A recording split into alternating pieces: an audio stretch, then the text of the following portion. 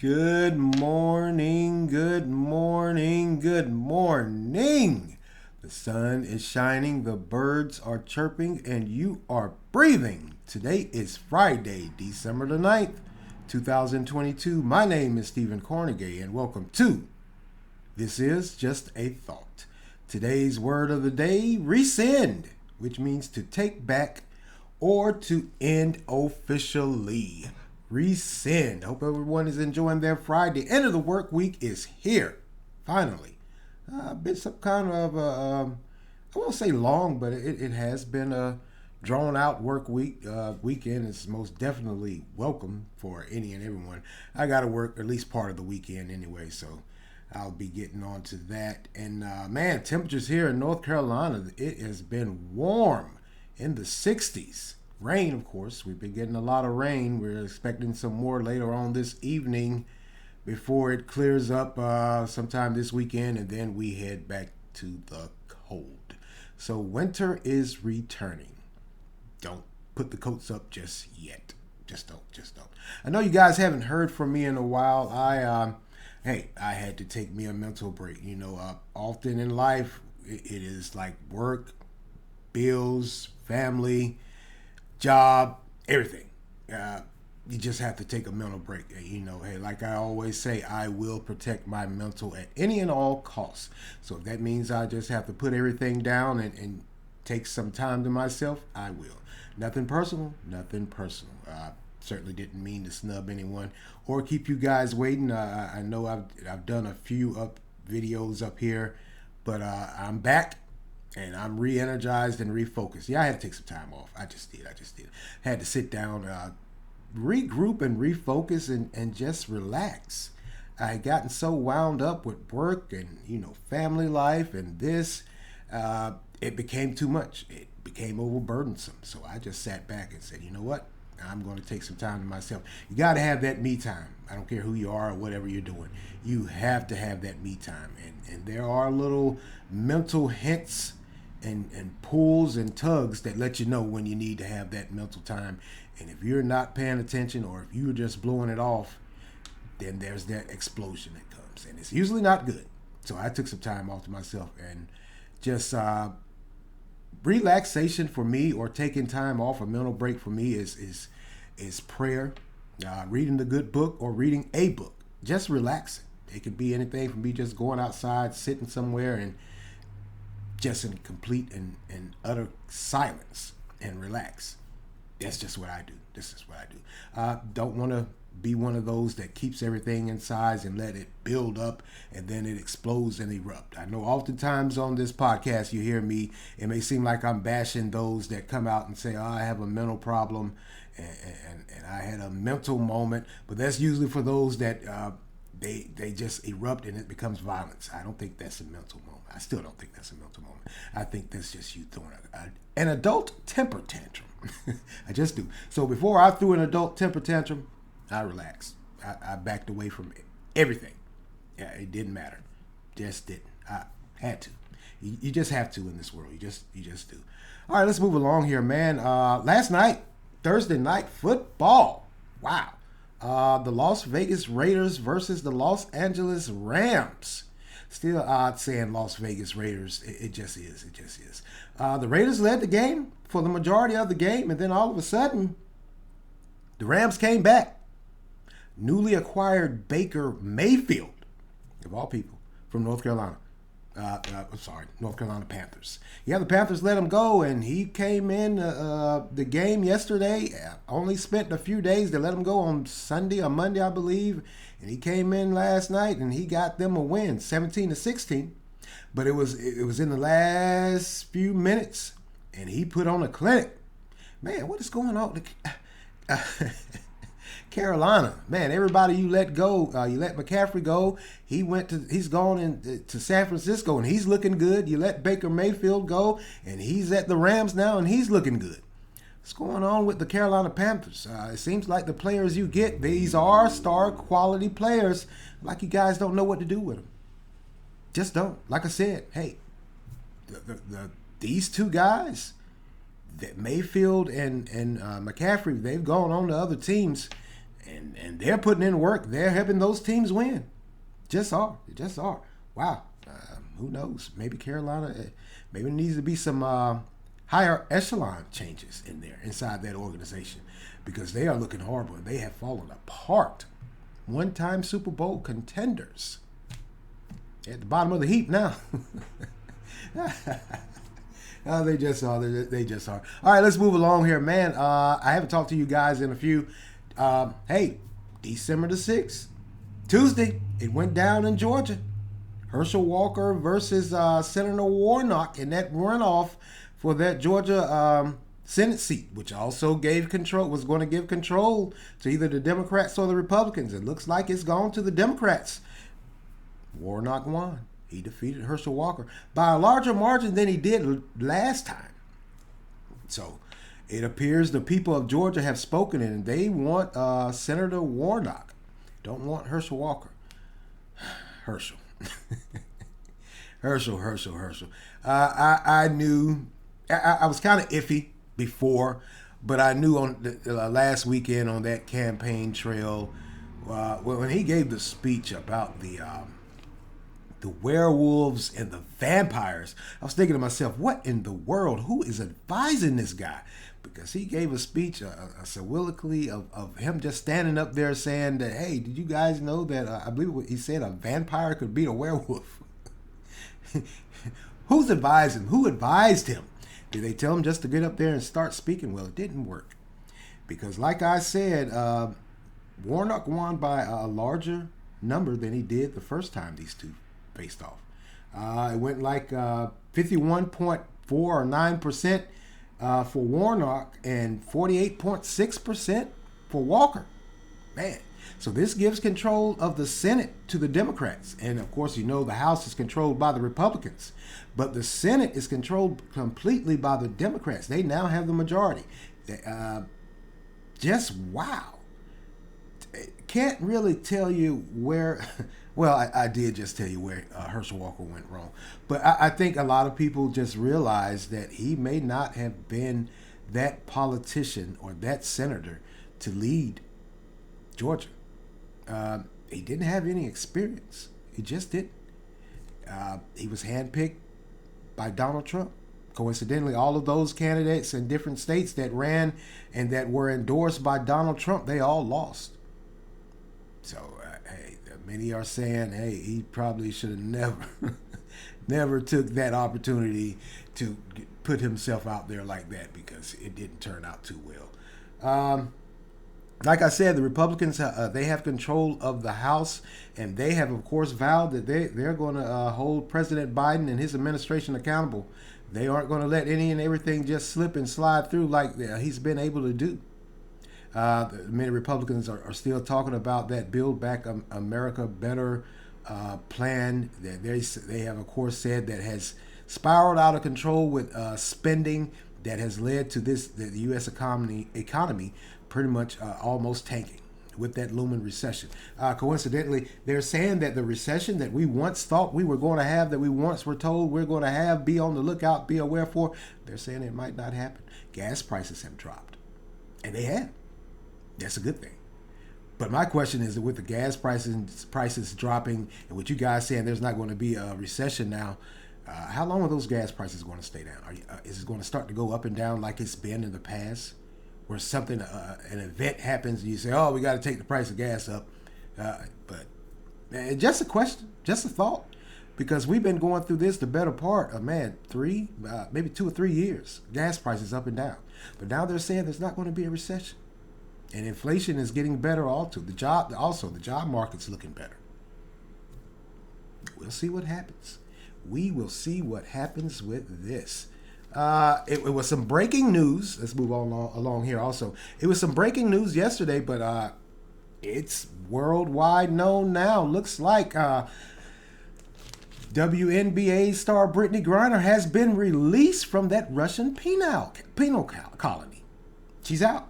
She's free. She's back home in the United States. She arrived about 4 or 4:30 this morning in San Antonio at a military base, and they're saying that she's going to be there for a while.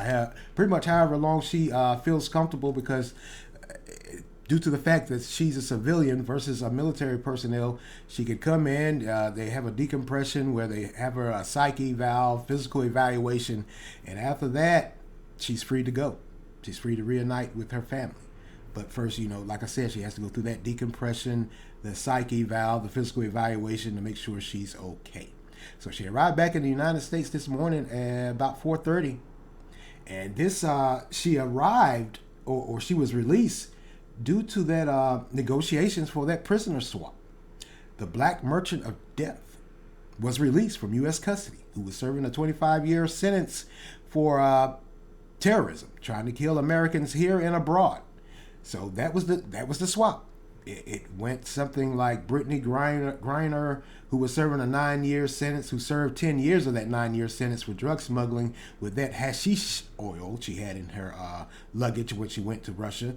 And in exchange, Russia got back their top guy.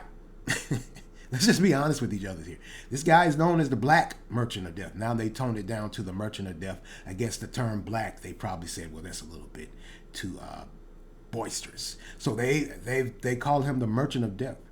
He was known as Russia's top-notch arms dealer.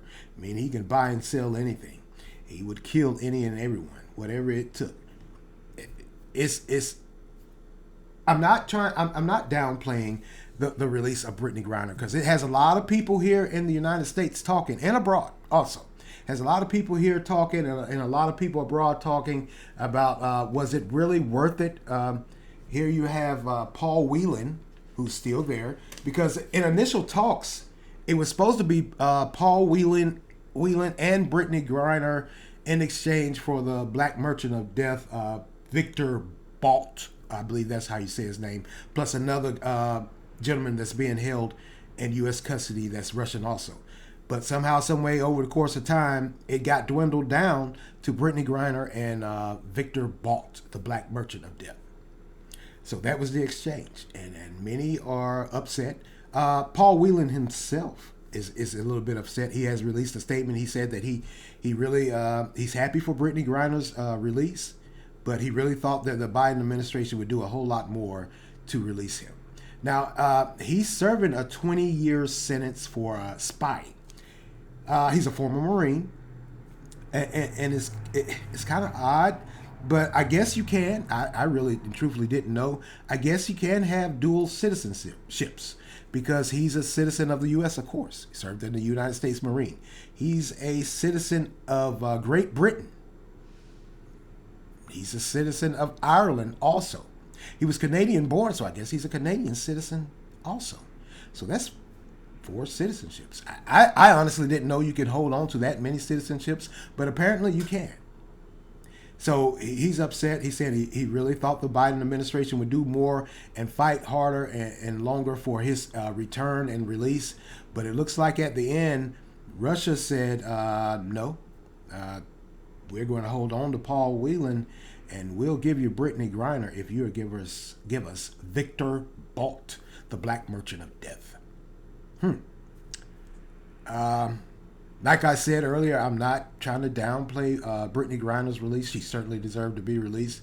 But many are saying, was this a good swap? Namely President Trump. President Trump was going to put his 2 cents in there. He put his 2 cents in, and he said it was pretty much a stupid swap.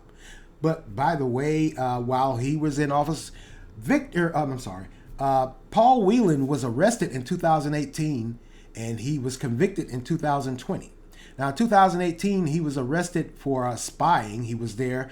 He says he was there for a friend's wedding. And also, he worked for at the time a company out of Michigan that pretty much sold auto parts. The name of the company is Borg Warner. So he worked for Borg Warner for however many years. He was known to travel abroad. He had business dealings. Borg Warner has business dealings in Russia. So he has been known to travel back and forth between the United States and Russia doing business deals. But he says that time in 2018, while he was there for a friend's wedding. And he was arrested. And in 2020, he was arrested and charged with espionage or spying. In 2020, he received his 20-some-odd year conviction. Now, President Trump was in office in 2018, but no negotiations ever came up. Just didn't. But he's very boisterous about this Brittany Griner situation. You knew he was going to say something. You knew it. But back to Paul Whelan, because he's been there since 2018, 4 years now. He's serving a 20-year sentence. Like I said, he's a former Marine. He has multiple citizenships in the United States, Canada, Great Britain, and Ireland. He worked for a company that has business dealings with Russia. And his title is, they said that he worked as a director of global security and investigations for Borg Warner. Now, like I said, it's a company out of Michigan that pretty much supplied engineered and systems and components for automobiles. So it's one of those companies where they provide parts for automobiles, the vehicles, the trucks, or whatever. But here, as of late, they've been going towards the green way, as opposed to the old combustible. So they're leaning towards that green New Deal with the Biden administration, like many companies are. We're pretty much doing away with the combustibles and going towards these electric vehicles. So he was there. He had some business dealings. He was known to travel back and forth. And at that particular time, he was there for a friend's wedding, and he was arrested and charged with espionage and spying.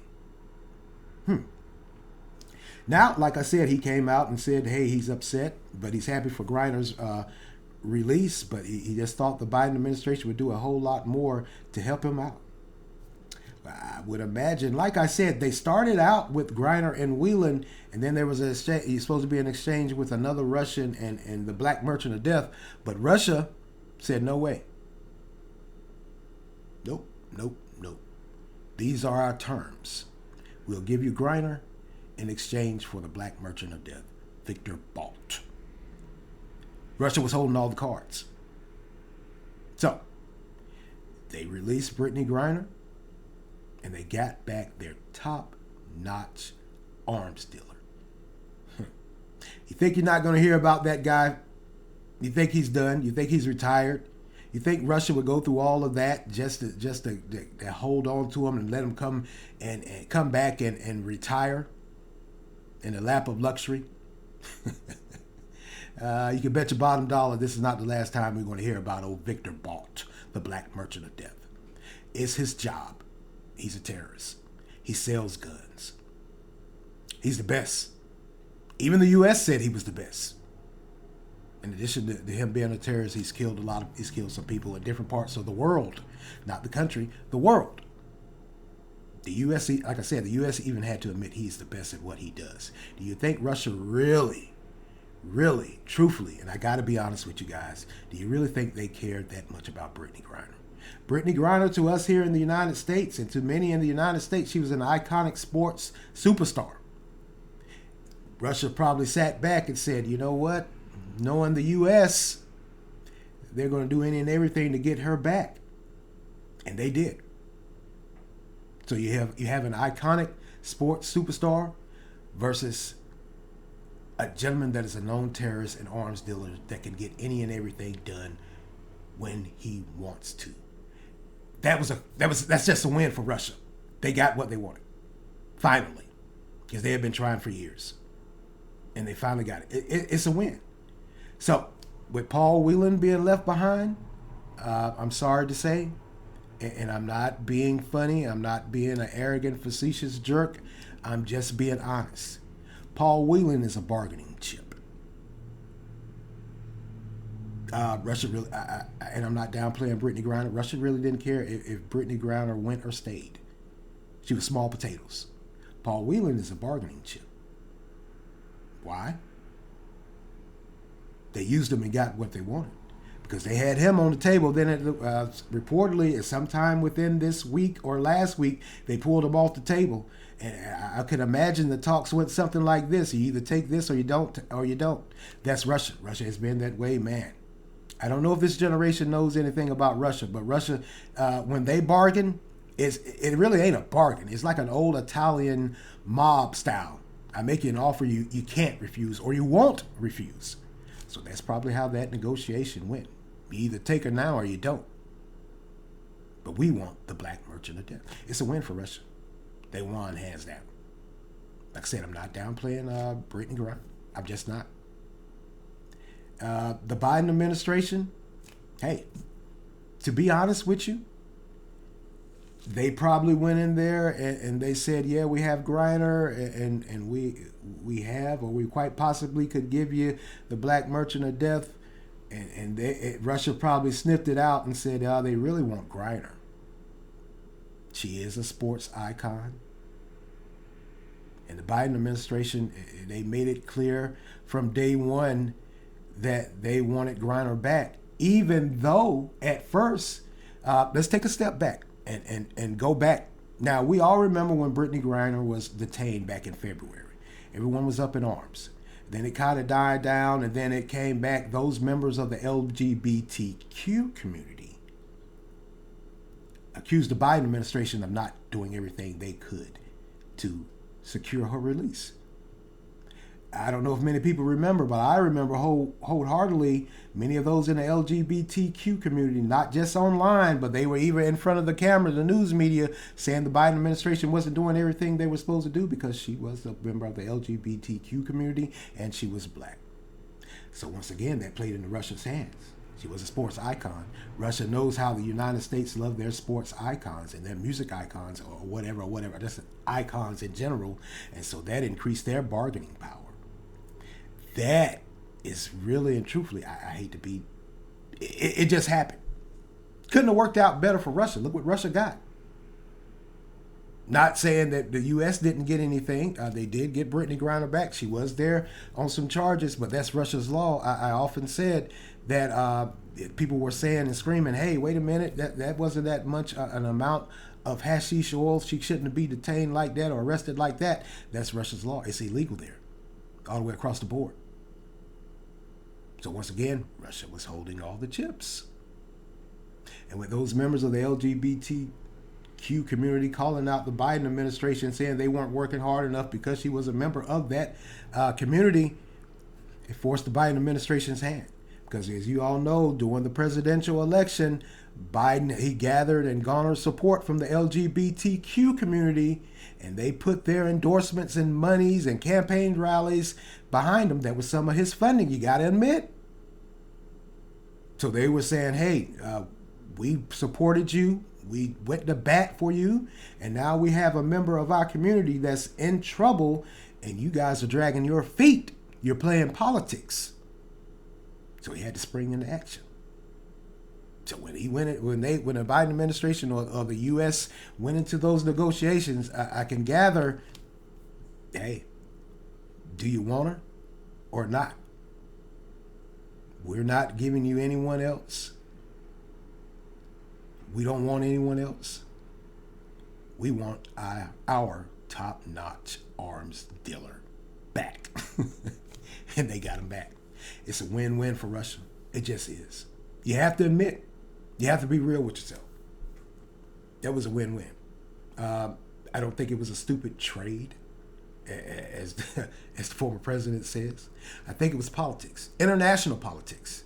This is just an international game that is played with human life or lives. Because there are some more Americans that are still incarcerated in Russia.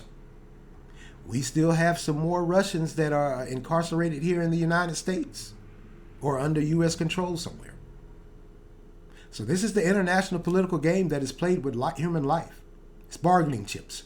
Paul Whelan, sadly, is a bargaining chip. They dangled them out there and then pulled them back and said, hey, we might have some more down the line. So you just take Griner now or you don't take her at all and she'll serve these 9 years. Wow. Like I said, I don't know if this generation knows that much about Russia and the United States and how, the United States often says we don't negotiate with terrorists or we don't negotiate with countries that are inhumane to their own people. Well, sometimes you got to bite the bullet and do what you got to do. So that's just the skinny on that. Just is. All right, let's move along here, man. All right, let's go get it, man. Now, I don't know if you guys, and I'm sure many of you have heard because it has made the national news. Little old North Carolina. And more specifically, in little old Moore County, North Carolina, they made the national news this past weekend and week. Apparently, someone decided to drive to two substations, power substations, and shoot them up. Now, if you're saying where's Moore County, what's in Moore County? You got Pinehurst, you got Southern Pines, you got Carthage, you got Aberdeen, just to name a few. And if you're saying Pinehurst, wait a minute, what is Pinehurst is known for its golf course. The PGA's been played there multiple times. So in little old Moore County, somebody decided to ride around to two separate power substations and shoot them up. It blackened pretty much the whole county ever since Saturday, well, it was pretty much the whole two or three towns, or maybe 4 towns in Moore County. Blackout, no power for days. Now, officials, of course, have vowed to find out who is responsible. Oh, and by the way, school did start back because, as you know, without power, there was no school. So school started back this morning. First time they've been back to school in over a week. People, of course, are excited. Power has been restored. It was restored yesterday morning, about 5 something in the morning. So businesses are back open. You know, people are home once again. Those that left and went to shelters, they're now back home, and I guess it's business as usual. But there's a big twist and a big plot of some sorts. What officials are saying or hinting at, or really, they're kind of, at first they were hesitant about saying it, so they kind of slid it out there or put it out there. What happened is, apparently, there was a scheduled drag show in, I believe it was, where was it scheduled? A scheduled drag show in some part of Moore County. So, coincidentally, where these power substations were destroyed is where the drag show was scheduled to be. If you're saying, oh, well, what about a drag show? Last month in Sanford, North Carolina, which isn't too far from Moore County, there was a scheduled drag and brunch. It was drag, brunch, and reading storytime hour that was interrupted by protests from the Proud Boys. So officials kind of hinted at the Proud Boys. And also some months back here close to Raleigh, North Carolina, and Apex, North Carolina, there was also scheduled a drag time brunch and story time that the Proud Boys also protested. Proud Boys didn't protest this one, but they made it known that they did not want any parts of this to happen where they reside. So you had this scheduled drag show, and what they're saying is the Proud Boys quite possibly could be behind this attack.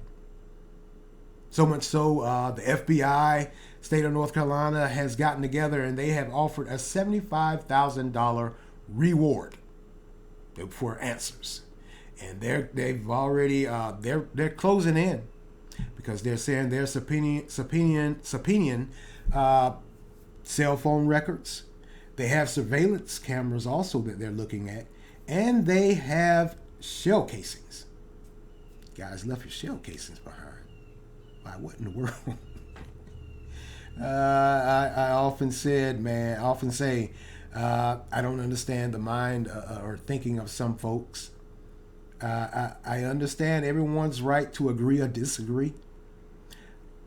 But as it relates to me, I can't see resorting to this because what happened, if you think about it, now we've all been without power during storms or whatever, ice storms or hurricanes or tornadoes.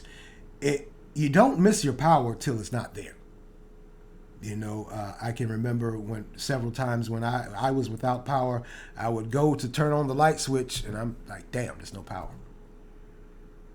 So that put a lot of citizens out there. They went days without power. Now, the temperatures here in North Carolina coming in this week, they were pretty mild. They were in the 60s. We had some 50 and 40-degree nights. But before all of that came, we had some cold days and cold nights. We had temperatures that dipped down into 30s. What about the elderly people? What about those families that had kids? A lot of people, they sought shelter elsewhere. They didn't stay in their homes.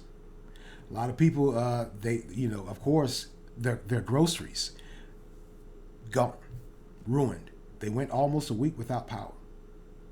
There was a story of one lady.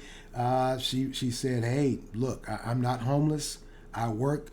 I provide for my family and myself. Bills are paid, but I don't have any power." So she was standing outside in the yard with other people in the community. They had a bonfire going. She said, "How unfair is this?"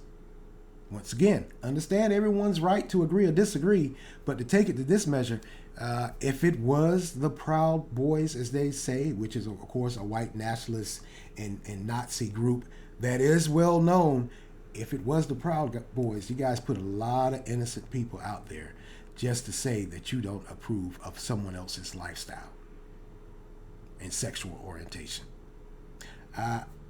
Hey, I'm not on either side. I'm just not. That's just me. Whatever you do is whatever you do. Hey, you get no quarrels from me. I have my own problems I have to deal with in life. I just do. So I have no right whatsoever, or I can't stand on a soapbox and go and condemn either group, whether it be the LGBTQ or the Proud Boys. I could care less what you guys do. I just don't. But I think when you cross the line when you start doing things like this, and it puts innocent people in harm's way. Because what has happened, what has come out, that if it is found to be the Proud Boys or whoever it is found to be responsible for this power grid attack, they're now quite possibly could face murder charges because someone died. And they haven't flat out said that it was a result of there being no power, but they did say that they quite possibly could face murder charges. Not sure who it was. It could have been an elderly person that may have been on dialysis. Could have been someone that was in a group nursing home, or someone in a hospital. But you now have a murder charge because officials, in addition to that $75,000 reward, they are saying they're going to go through with murder charges also. Wow, unbelievable. Trying to prove a point. The foolishness. Like I always said, I don't understand the mindset of folks, why they feel they have to or need or want or desire to resort to violence or intimidations to get their point across. Nothing ever comes out of that. Now, that drag show that was scheduled Friday night, I believe it was, or Saturday night in, I want to say it was in Pinehurst. Looking over my notes here, I can't seem to find it. It wasn't Pinehurst, it was in Southern Pines, I'm sorry. The drag show that was scheduled, it went on, by the way. Those that were there in the audience and the participants, they used their cell phones to light up. But they did cut it short because they said they didn't want to put those that came out to support them in jeopardy. Wow. So, this is just, this is, wow.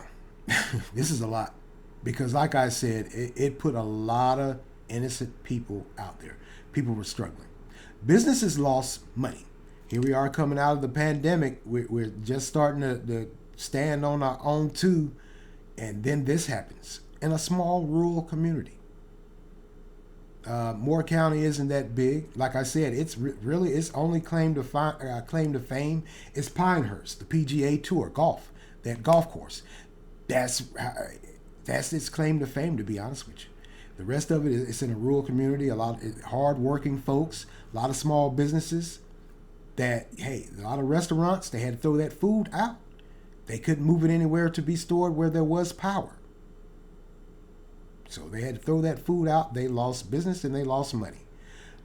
Those regular citizens, they lost money also, the money they spent on food. or they couldn't go to work because their work didn't have power. It encompasses so much when a certain group or humans decide that they don't approve of something and they're going to take a stand and they go and do something foolish like this. Shoot up a electrical substation. And by the way, it does exposes, and it has been talked about for a long time, the vulnerability of our power grid system.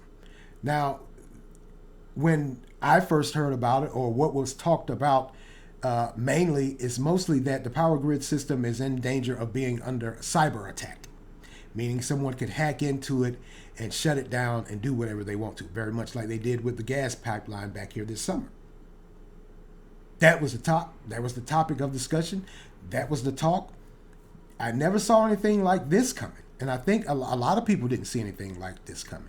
Because now they're saying with this, them going out and shooting up these 2 power grid substations, that was it a dry run? Could be. Was it a dry run just to see how everyone would respond and react? Is there something greater coming down the pipe? Now, with, like I said, the discussion with the power grid system and how it could be under a cyber attack, that was mainly coming from the U.S. and those abroad, saying countries like Russia, China, North Korea, or whatever, or what have you. But this right here looks like it's domestic terrorism, homegrown. If indeed it is those they call the Proud Boys. You guys put a lot of people out there. You jammed a lot of people up. You hurt a lot of folks. You just did. That to me just wasn't a good move. Just wouldn't. I would think you could find something or some way or somehow another way to express your discontent or discontent for someone's decisions in life. Like I said, the Proud Boys, they've been protesting. They protested in Sanford last month. They protested back in sometime 2 months ago in Apex at these scheduled drag shows and story times or brunches or whatever, or what have you.